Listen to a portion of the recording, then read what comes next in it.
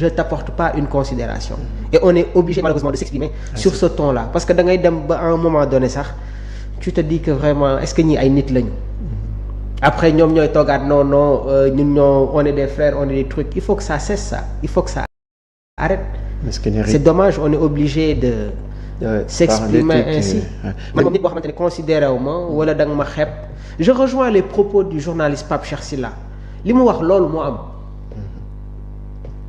li mu wax loolu moo am parce que yow xamoo ba tey ndax am naa si mbokk man xaw ma ndax xam nga si mbokk ki ñuy seetaan xamuñu mais je pense que démb le message a été encore véhiculé et je pense qu'on peut rentrer dans le vif du sujet. alors dina son démb dafa am benn wax bu am solo bu mu wax mu ne ak Korité bu ñu jógee dafa yaakaaroon ne peut-être ak ni ñuy roi bi ni muy gracier et tout ça allait se passer autrement vu que relation yu Sénégal am ak réewum Maroc donc dinañu gracier nit ñi ñu dem ñibbi si jàmm ak salaam et puis cadre diplomatique bi ñu continuer ko à l'amiable. Je vais attaquer tout de suite avec l'Italie. Est-ce que xam nga 3 coupes du monde yu Italie demul yëpp 3 coupes du monde yëpp Sénégal mi ngi qualifié. En tout cas daal Italie moom seen cas doy na waar. c'est une déception parce que je pense que match boobu noonu abordable woon na pour ñu ñëw ci biir édition mondiale mais maintenant il y a eu ce carton rouge de Bastoni pénaliser la leen pourtant Italie moom moo jëloon les devants maintenant il y a la loi. Italie a encaissé Bosnie a égalisé à 10 minutes de la fin. mais nag par contre arbitre bi am na erreur arbitrage bu mag bu ci am. parce que rouge la Bosnie waroon am parce que dernier défenseur bi dafa jàpp joueur italien bi. il y a des contestations fortes. parce que léegi nag je pense que tey jii nii Italie bon éliminé nañ leen mais ils vont pas laisser passer. mais c'est dommage parce que Italie waruñu woon sax yegg si contexte bii nii. ku seetaan Italie ak Norvège da ngay xam ne que cette équipe là n'est pas du tout bien. mais Mamoud est-ce que Mourad mi ñu invité woon fii la fois passée lu mu waxoon ci Italie commencé wul am mooy perte de culture. oui football daf leen xaw a dépassé tuuti. comment ça. def naa fi analyse Paris Saint-Germain Inter. football dafa am fenn foo xamante ne foofu la toll il y a un système de football qui est révolu. italien nag dafa am fenn foo xamante ne foofu la ñu bloqué moo tax ils ont des problèmes bon daaw Inter de Milan te sooy xool ci 5 dernières années yi daanaka Inter moom moo gën a régulier yeneen équipe yëpp du ñu yegg si yenn tour yi muy Juventus muy Milan AS Rome des fois qu'on ne voit plus en Ligue des Champions. Le Napoli qui se cherche Inter moom moo gën a régulier. te bi ñu joué daaw ak le Paris Saint-Germain dafa am benn message boo xamante ne dañ leen ko infliger. y a un système de football qui est révolu. léegi nag résultat yi mi ngi nii il faut aller sur des réformes il faut aller sur de nouvelles bases am na ay joueurs yoo xamante ne je pense que ils ont plus leur place dans cette équipe là. il faut changer de mentalité changer de système. parce que am leen loo xamante ne nag gars yi suñ ko xasee ba nand ci yow système A3 bi gaa ngi koy commencé di nand de.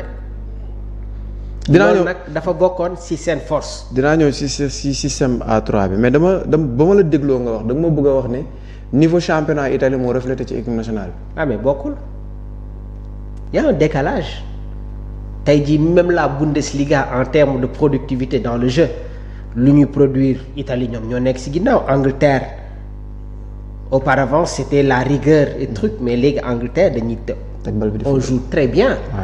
ñoom nag ñoo war a tirer des leçons ci le culte des autres championnats je pense que loolu moo leen di permettre après ñu génn ci parce que nga tegle 3 coupes du monde bokkoo ko c'est quelque chose de très terrible te pourtant ils ont de la qualité Bastoni Mancini Donnarumma Locatelli Fratesi Barella Politano Kean Retegui mais seen problème nag bokk na ci avant-centre yi Italie avant-centre yooyu ñu amoon tranchant ñoom Inzaghi ñoom Di Natale attaquant yooyu noonu. Balotelli waaye non attaquant yooyu nag amatuñ ko. ces attaquants yi nga xamante ne demi occasion sax dañ koy dugal. waaw chiffre but. ay ñoom Vieri. Ciro Immobile. Cassano. amatuñ ko. Immobile avec son âge ni ñuy joué Paris FC. mais ce n'est plus le Immobile bi nga xamante ne amoon nañ ko à l'époque où il était à la Lazio. donc jamono ji je pense que Italie nag c'est une autre leçon bi nga xamante ne dal na seen kaw il faudra y tirer des enseignements clairs il faut tirer des enseignements très clairs sur ça dañuy enseigner directement ci wax joxe yenn résultats yi amoon démb équipe bi nga xamante ne moo nekk République de Tchèque moo daal di éliminer équipe bi nga xamante ne moo nekk Danemark. Au tir au but la koy daal di éliminer Bosnie mooy éliminer Italie moom nga wax léegi mais Suède mooy éliminer Pologne à la 95e minute la Pologne dugal 3e biom Turquie moo daal di gagné 1-0 contre Kosovo mais Mamour dama bëgg a dem ci Fimbu da nga wax sànq benn wax 50 comme ñaata at nga wax. yàgg na 52 hein. 52 ans plus tard. Ah oui.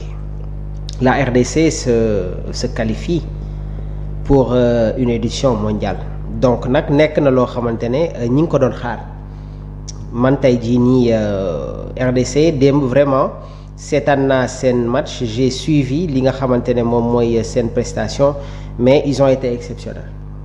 Ils ont été exceptionnels. Il y a eu de la productivité dans le jeu donc c'est mérité et ils vont représenter le continent africain. 10e équipe qualifiée. Ils vont représenter le continent africain loolu nag nekk na message boo xamante ne nañ ko bàyyi xel il y aura l'Algérie le Cap-Vert la RDC l'Égypte le Ghana la Côte d'Ivoire le Maroc le Sénégal l'Afrique du Sud et la Tunisie. L'Afrique est bien représentée. L'Afrique est bien mais nag bëggoon naa gis équipe bu mel ni Nigéria. Ghana.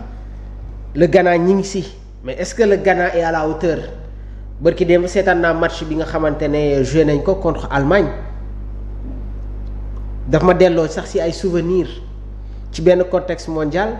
Oui. Allemagne ak Ghana avec cette belle génération bi nga xamante ne les Ghanéens amoon nañ ko ñoom Pensel ñoom John Mensah les Michael Essien les Muntari ñoom Kevin Prince Boateng le capitaine emblématique Apia ñoom Agogo. Ah oui ça me rappelle cette belle génération. De l'autre côté on avait une belle équipe de la Mannschaft ñoom Podolski. Les Philippe Lam ñoom ñoom Schweinsteiger. Christophe Metzelder. J'en cite. Ghana nag am nañu de la qualité. ñoom Kudus ñoom Iñaki Williams. Et en face il y avait les Semenyo les Thomas Partey mais il y a du travail à faire. Dans l'équipe ghanéenne. mais nañu sóoraale Algérie. Comment ça. am na fenn foo xamante ne foofu la ñu toll ci football parce que dañu traversé li nga xamante ne moom mooy benn crise dañu traversé benn crise c'était très compliqué mais nag am na lenn loo xamante ne wanewaat nañ ko. Crise générationnelle ou bien passation de service. Passation de service entre les deux entraîneurs période boobu noonu moo tax Pape Thiaw dafa réussir lu exceptionnel entraîneur yuy réussir yooyu les phases yombul de. Mais moom il a réussi de la plus belle manière. Mais Algérie attention ils ont de la qualité. Il faut pas les blâmer sur la récente Coupe d'Afrique des Nations parce qu'en face il y avait